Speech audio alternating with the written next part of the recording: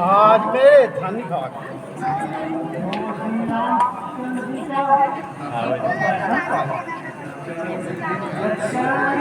भागे तो रघुनंदन से कहूँगा मैं, ये राम ने मुझको त्याग दिया, चरणों की शरण कहूँगा मैं। यदि दोनों ही फिर जाएंगे तो भी मैं क्या फिर जाऊँगा। प्राणों की है सौगंध मुझे, चरणों पर हाथ रमाऊंगा। योगी बनकर माला लेकर रघुनंदन के गुण गाऊंगा। संन्यास धर्म के साथ साथ भक्ति का धर्म निभाऊंगा।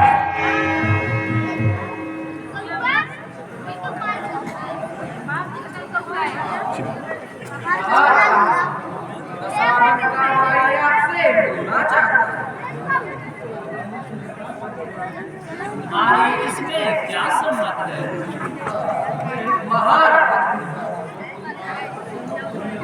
इन राक्षसों की माया समझ में नहीं आती।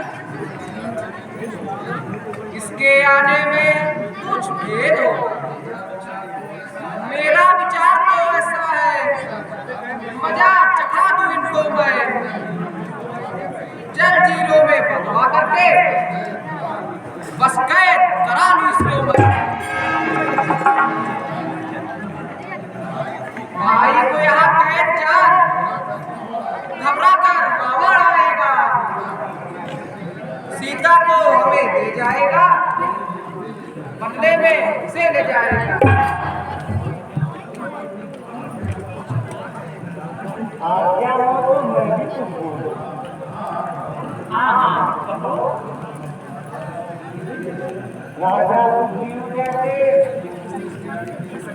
एक मूर्ति जाने के मुझे ऐसी बात तो वह नहीं देती। जवान बहादुर मैदान में ललकारते हैं। यदि वे वह भेद लेने आए हुए तो चिंता नहीं,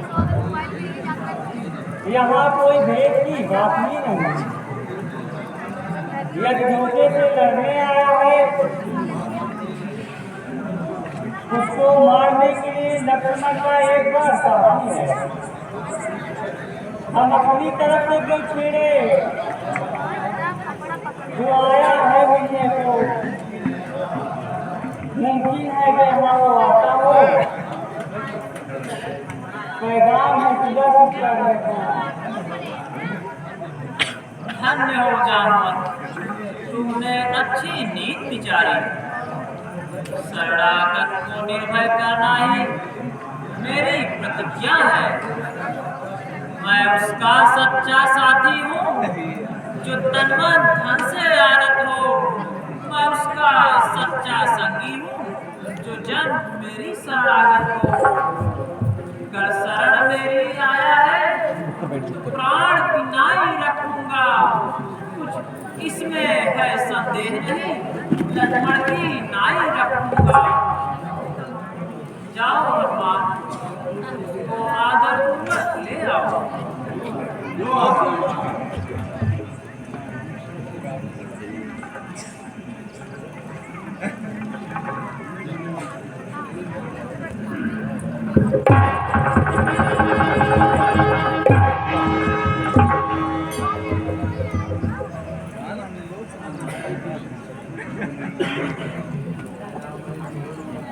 कहाँ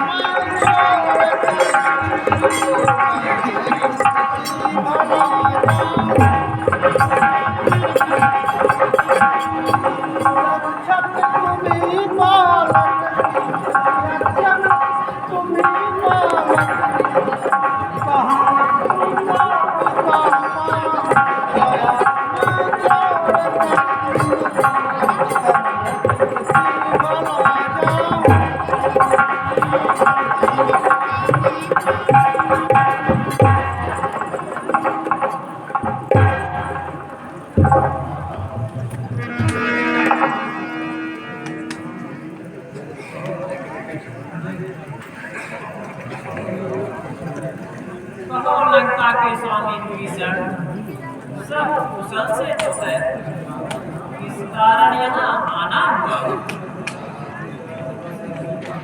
महाराज के चरणों का दर्शन पाकर रोम रोम सब आनंद से भर गया। इसके सिवा मुझको और क्या चाहिए? अरे भाई, भला यह तो बताओ, इतने सज्जन होकर लंका में कैसे रहते थे? क्या कहूँ प्रभु, मैं किस प्रकार से लंका में रहता था, कष्ट उठाकर किसी तरह सब दुनिया को सहता था। पर अब तो मुझे हो स्वामी, तुरंत प्रभु को आकर चिंता हमारी दूर हुई। सब चरण के दर्शन पाकर कुछ चिंता न करो विभीषण, मैं बहुत प्रसन्न हूँ। आज से मेरे सखा जो इच्छा हो उसको मैं पूर्ण करूँगा। नाथ, मैं पर केवल एक ही प्रार्थना है, शरणागत की बात पकड़कर मारो। धन छुटा, परिवार छुटा, इसकी मुझे चिंता है। इच्छा बीच में और थी, न उसकी भी अब चिंता है। यह धूल चरण सिर पर है, मैं सेवक होकर पास रहूं, पर भक्ति का प्रधान दे और चरण मत काटा। अच्छा विभीषण, ऐसा ही होगा। यद्यपि तुमको इच्छा नहीं है, परंतु मेरा दर्शन अमोघ है, अभी निष्फल नहीं जाता।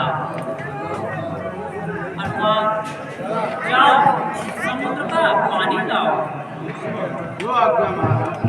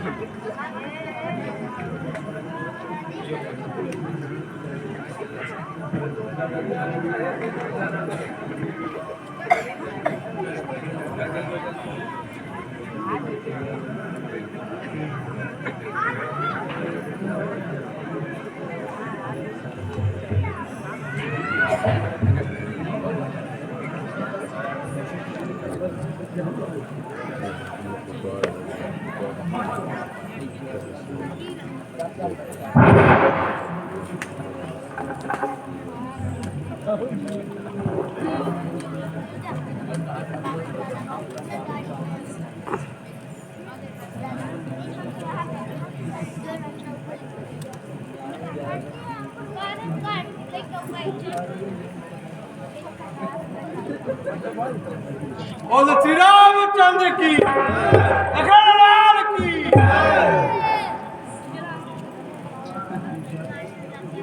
विभीषण, समुद्र पार में कई दिन बीत गए, लंका का कोई समाचार नहीं मिला। लंका के सभी फाटक बंद हैं। क्या कारण है जो रावण युद्ध के लिए नहीं आता? महाराज, रावण साधारण नहीं, बड़ा नीतिक और विद्वान। दरवाजे बंद हैं तो यह जन्म हुआ करता। मंत्रियों और सेना सहित सबसे सलाह करता है। नीति यही है, सबको प्रबंध करने की मोहलत। हाय, मोहलत की राय तो ठीक नहीं है। सीता माता की एक एक घड़ी एक एक वर्ष के समान बीती। अब पिछों और पत्थरों से रावण का तुम कहाँ लेंगे? पल भर में तोड़ कबाड़ तोड़ लंका में प्रलय मचा देंगे। जब रात महल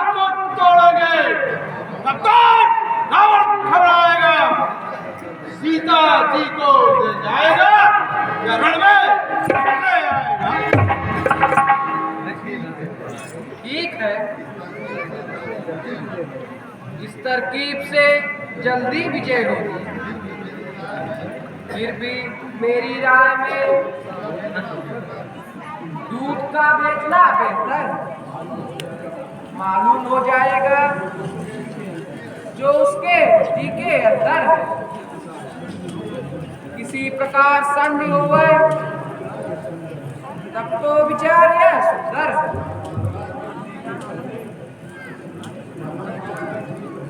राय को ठीक करके जाने में हमको हर तरह का समझा है। सरकार बार इन्हीं को भेजने से रावण समझेगा कि रामा करने पर किसी एक का ताला मटार है और यही एक बहादुर है, इसीलिए इसका संगत हो जाता है। यह भी इस काम के योग्य अगर तुम मुझको पुत्र के समान प्रिय हो, इसलिए भेजते हुए सक जाता।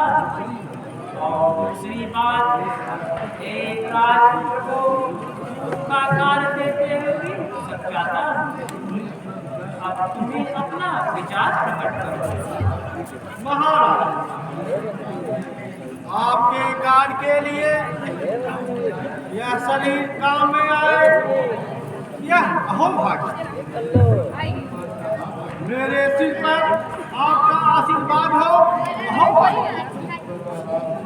जिस पर आपकी कृपा होगी वह पाताल तक भर सकता, लंका वालों की धरती